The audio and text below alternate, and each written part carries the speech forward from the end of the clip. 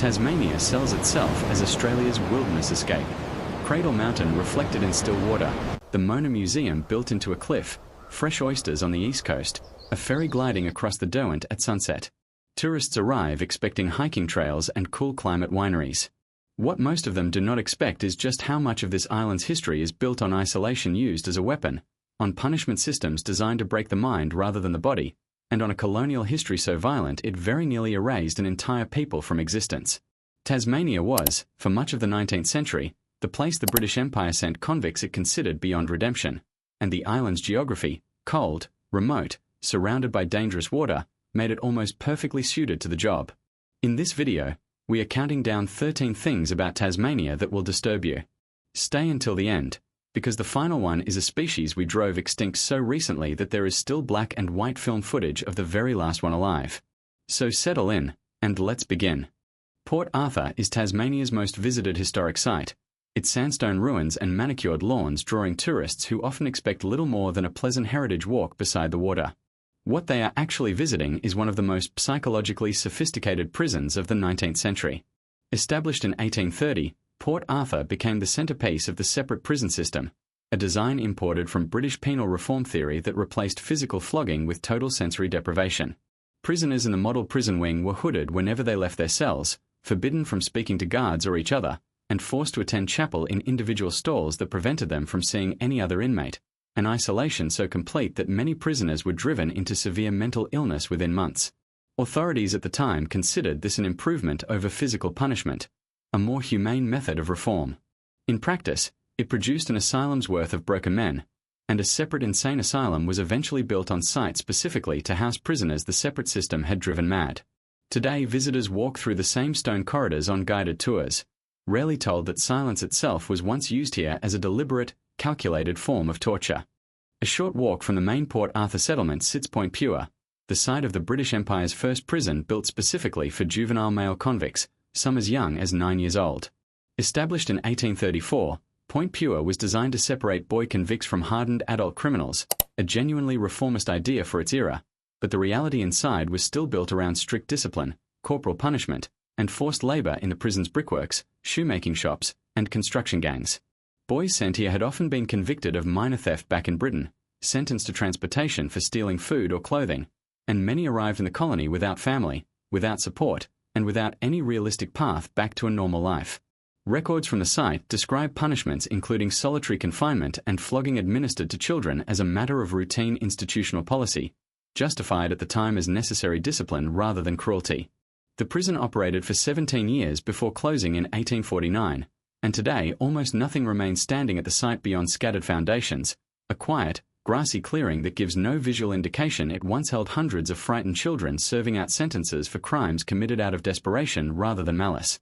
Beneath the sandstone cliffs of the Tasman Peninsula, the coal mine's historic site preserves the remains of Tasmania's first operational coal mine, worked entirely by convict labour considered too dangerous or too troublesome even for Port Arthur itself. Opened in 1833, the mine was reserved specifically for repeat offenders and men who had committed crimes while already serving their original sentence, meaning the workforce sent underground here represented the colony's most desperate and closely watched prisoners. Convicts worked the mine shafts in chained gangs, hauling coal through cramped, poorly ventilated tunnels in conditions considered brutal even by the standards of the era, with underground labour used explicitly as an additional layer of punishment rather than simple economic necessity. Solitary confinement cells built into the site's punishment block held prisoners in near-total darkness for infractions as minor as talking during work hours. The mine operated for over 2 decades before finally closing, and today the site consists of crumbling brick chimneys, sealed shaft entrances, and stone punishment cells standing open to the coastal wind, a remote, wind-battered ruin that receives a fraction of the visitors Port Arthur does despite representing an even harsher tier of the same system.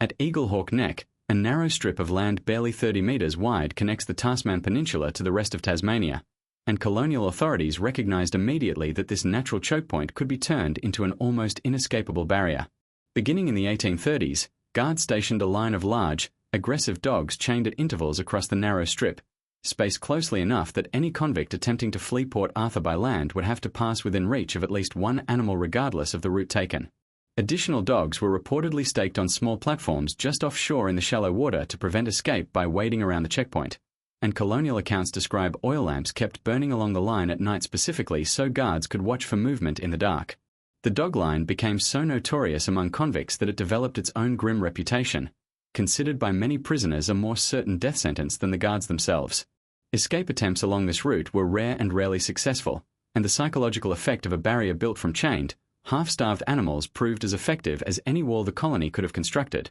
A detail modern visitors driving across the peninsula on a sealed road rarely connect to the peaceful strip of land beneath their tires. A short boat ride from the main Port Arthur settlement, a small forested island sits quietly in the harbour, its peaceful appearance disguising its function as the site's official burial ground. The Isle of the Dead holds an estimated 1,100 to 1,700 graves, the remains of convicts, soldiers, and free settlers who died during the site's operation between 1830 and 1877, all interred within a space small enough to walk across in a matter of minutes. Burial practices on the island reflected the same rigid social hierarchy that governed every other aspect of convict life, with free settlers and military personnel buried on the island's higher, better maintained ground, marked with proper headstones, while convict graves were dug into the lower, swampier sections and largely left unmarked, their locations recorded only in administrative ledgers rather than any physical memorial. Disease, particularly during outbreaks of dysentery and other infections that spread easily through the overcrowded settlement, claimed lives in waves severe enough that grave diggers reportedly struggled to keep pace with demand. Today the island is accessible only by guided tour, and visitors walking among the headstones frequently note the stark visual divide between the elaborate memorials on higher ground and the featureless grass covering the convict section below.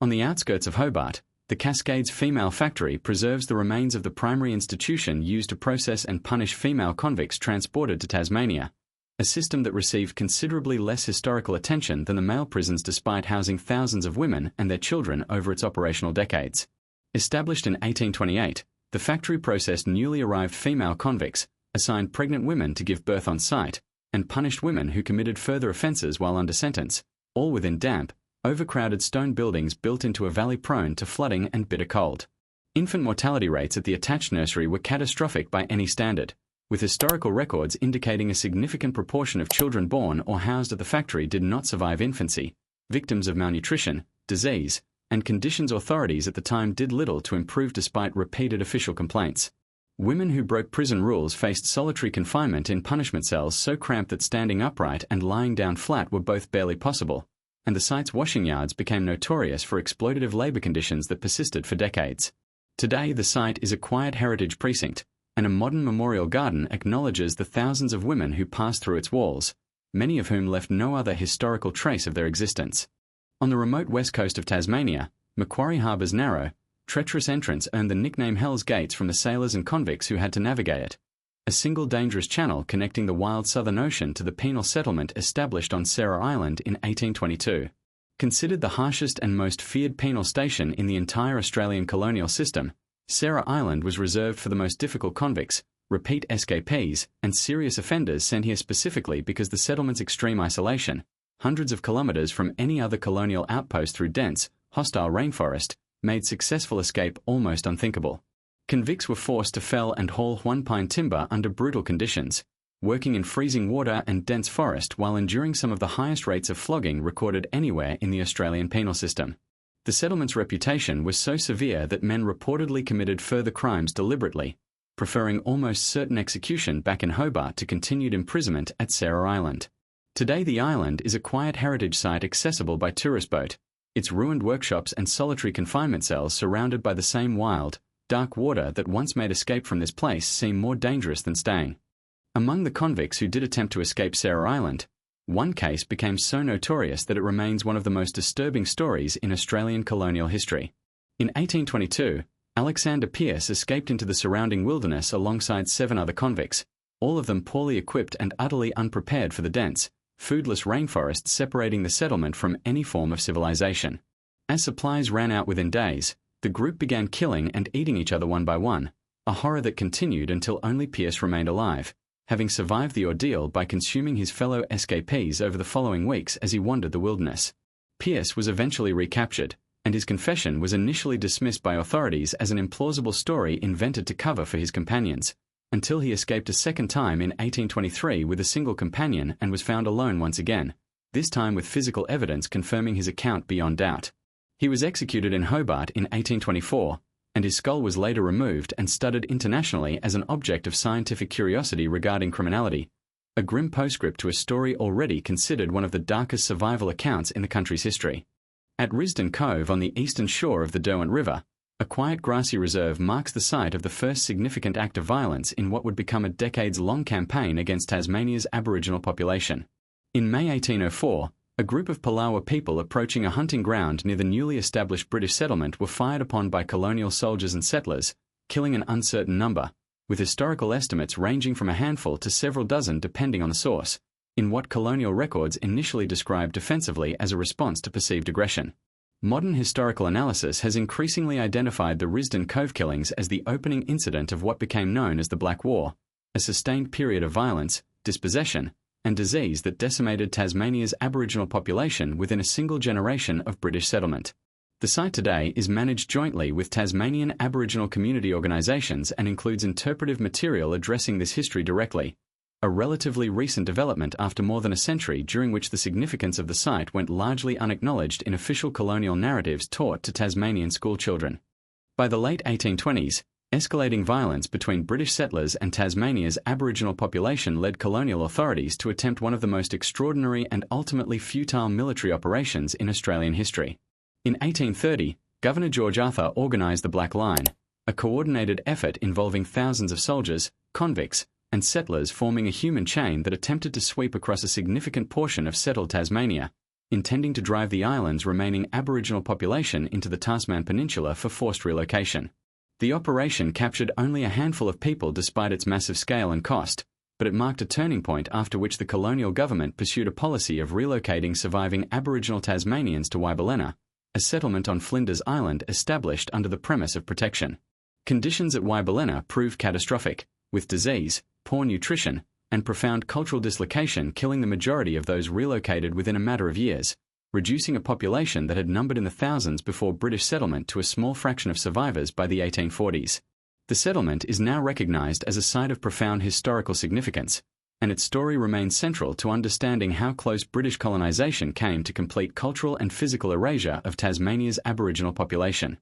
In April 2006, the small town of Beaconsfield in Tasmania's north became the centre of a dramatic modern disaster when a minor earthquake triggered a rockfall deep inside the local gold mine, killing one miner instantly and trapping two others, Todd Russell and Brant Webb, beneath 1 million tonnes of collapsed rock nearly a kilometre underground. For 5 days, the trapped men's fate remained unknown to rescuers working desperately to reach them through unstable ground that threatened further collapse with every metre of progress. When rescue teams finally established contact and confirmed both men were alive, having survived in a cramped safety cage with minimal food and water, the operation transformed into one of the most closely watched mining rescues in Australian history, drawing international media attention as engineers worked around the clock through additional rockfalls and equipment failures. Russell and Webb were finally freed after 14 days underground, emerging to crowds and cameras in a moment of genuine national relief, though the disaster permanently changed the small mining community, which had already lost colleague Larry Knight in the initial collapse. The mine itself, which had operated on and off since the 1870s, closed permanently in 2012, its long industrial history ending in the same underground darkness where the disaster had unfolded. At Hobart's Old City Park, a modest heritage building marks the site of the Beaumaris Zoo, home to the very last confirmed living thylacine, the striped, dog-like marsupial predator also known as the Tasmanian tiger. Once found across mainland Australia and widespread throughout Tasmania, the species had already been hunted to near extinction on the island by the early 20th century, driven by a government-funded bounty scheme that paid settlers for each animal killed, based on the unproven belief that thylacines were a major threat to sheep farming. The last known wild thylacine was killed in 1930, and the species survived only in captivity after that point, with the final individual, a female known simply as Benjamin, living out her remaining years alone at Beaumaris Zoo. She died on the night of September 7, 1936, after keepers reportedly locked her out of her heated sleeping quarters during an unusually cold Tasmanian night, a fatal oversight that occurred just months after the species had finally been granted official protected status, too late to matter. Grainy black and white film footage of Benjamin pacing her enclosure remains the only moving image ever captured of a living thylacine, watched today by millions online, footage of an animal that had no idea it was the very last of its kind.